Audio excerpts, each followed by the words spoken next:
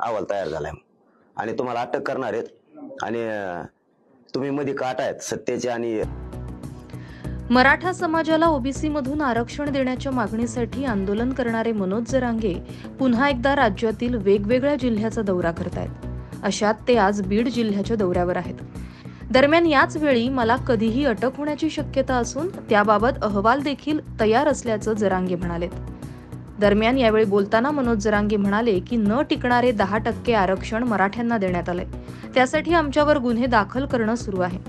सरकारनं आमची फसवणूक केलीये, सत्तेत मी काटा आहे, मला कधीही अटक होण्याची शक्यता आहे, तसा अहवाल तयार झाला असल्याचं मनोज जरांगे यांनी म्हटलंय। त्यांनी पत्रकार परिषदेतून हा मोठा दावा केलाय। त्यांच्या या विधानामुळे आता एकच खळबळ उडाली आहे।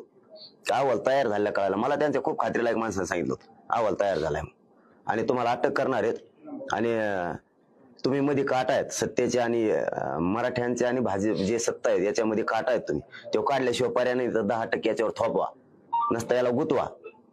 मग त्या दिवशी सागर बंगल्यावर त्यासाठी चाललो होतं, मला त्याच दिवशी कळालं होतं हे करणार आहेत। मग त्याच्यानंतर दुसऱ्या तिसऱ्या दिवशी मी हॉस्पिटलवरून आल्यावर सुद्धा म्हणलो होतो अहवाल तयार झाला असं कळालं, ते खरं व्हायला लागलंय। आज मी सगळ्याला पाणी पाजितोय, गृहमंत्र्यांना वाटलेलं मी सगळ्यांना पाणी पाजितोय, माझ्या पुढे महाराष्ट्रात कोणीच नाही, मी सगळ्यांना पाणी पाजितो।